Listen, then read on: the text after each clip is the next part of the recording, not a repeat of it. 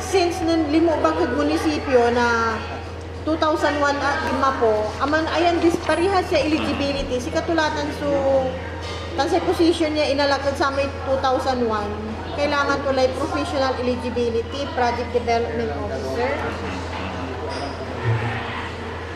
Ito yung kinyo grade yun dyan. Professional. Oh, professional. Ito yung reason sa amin, yung termination.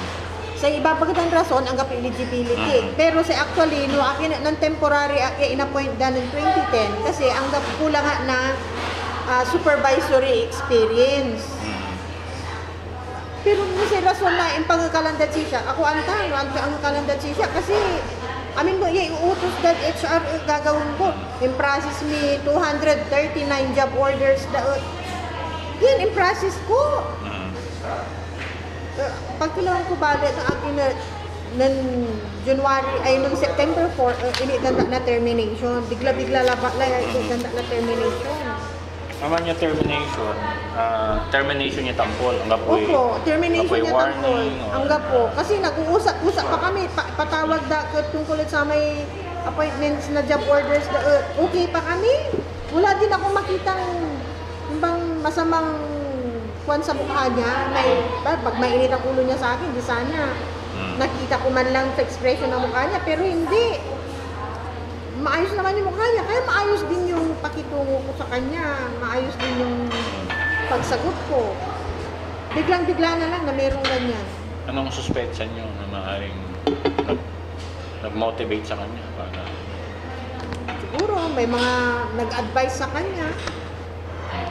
Yung mga advisor niya.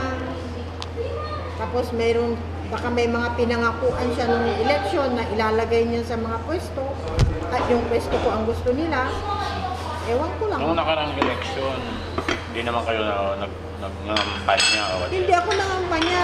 Kasi alam ko yung rules ng civil service. Ako ang nagsasabi pa nga sa mga empleyado, bawal ang mangampanya, bawal ang baka ma-electioneering kayo. Ako pa nga ang nag-a-advise sa mga empleyado na during election, tahimik lang kayo. Kasi ako ang pinagsasabihan ng civil service, ng mga rules ng civil service Kaya, pinapatupad ko Kung ako ang unang violator, di ba, paano ko ipapatupad sa mga empleyado kung ako ang unang violator? Anong action ang ginawa niyo ngayon? Against the Nagkumonsulta ako sa mga abogado, nagpunta ako sa civil service. Nagtataka nga sila sa field office ng Lingayen nung makita nila yung termination paper ko, ang unang sinabi ng investigador ng civil service, nagjo-joke-joke ba si Mayor? Sabi nilang gano'n sa akin, natawa sila. Ganon din sa region, kasi nagpunta din ako sa region. Tapos nung ipinakita ko yung termination paper ni Mayor, ano bang nangyayari kay Mayor? Hindi ba niya alam ang constitutional mandate na security of tenure, sabi nila. Kasi alam nila, andun mismo sa mga opisina nila na ang papers ko na permanent ako. Papailan niyo ng kaso sa Mayor? Kailangan file ko ng kaso kasi paano ko mababawi yung posisyon ko kung hindi ako magpa-file sa kanya ng kaso? Masyado namang lugi, ano ba yun? Naapi? Naapi naman ako, dihadong-dihado naman ako kung hindi ko ipaglalaban yung posisyon ko. Actually, mga civil service pa nga ang nagsasabi sa akin na ipaglaban ko daw yung posisyon ko. Ipaglaban ko kasi. Kung sakali ma'am, ano yan? Reinstatement or ano ang magiging desisyon kung sakali? Sa civil service po, sila lang ang kuha ng reinstatement. Sila ang sole jurisdiction. Pero malinaw, sinabi na nila sa akin na mali yung ginawa ni Mayor. Permanente ka, hindi ka pwedeng tanggalin, sabi nila sa akin. Ang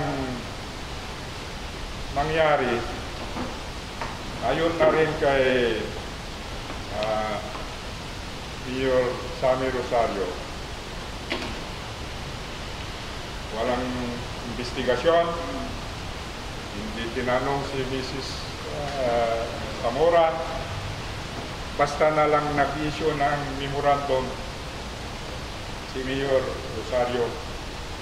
Hoy, Mrs. Zamora, umpisa sa September 9, 2013, hindi na ikaw ang Human Resource Management Officer ng Dinmalay.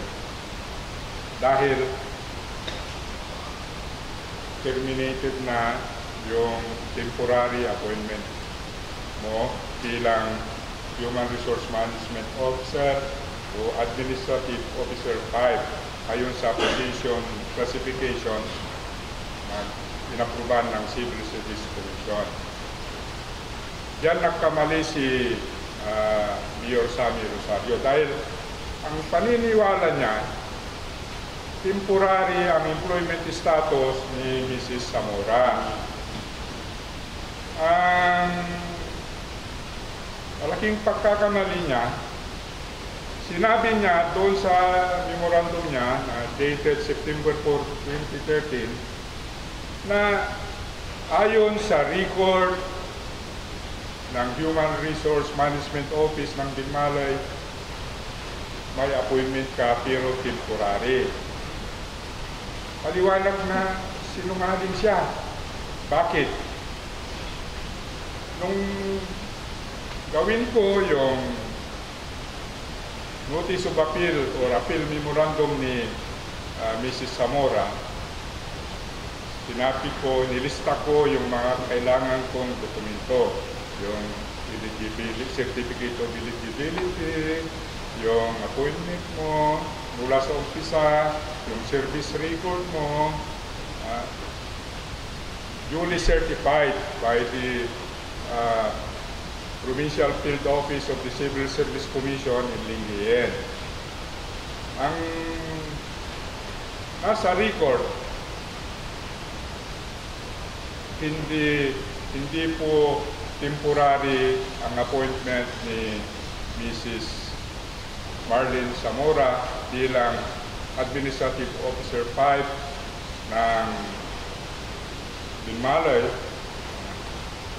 dahil ayon sa service record niya na may certified copy na naka-attach doon sa appeal memorandum na ginawa ko para sa kanya,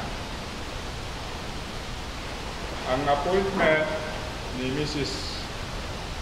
Zamora bilang Administrative Officer 5 ay inagtibay na permanente.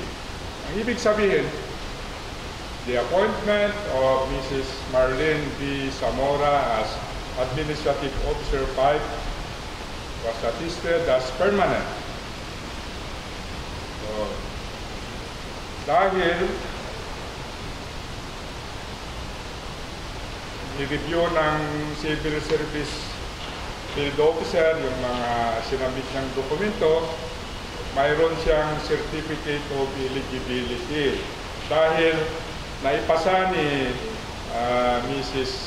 Marlene Zamora yung Career Service Professional Examination na naganap doon sa Pangasinan National High School noong September 20, 1991.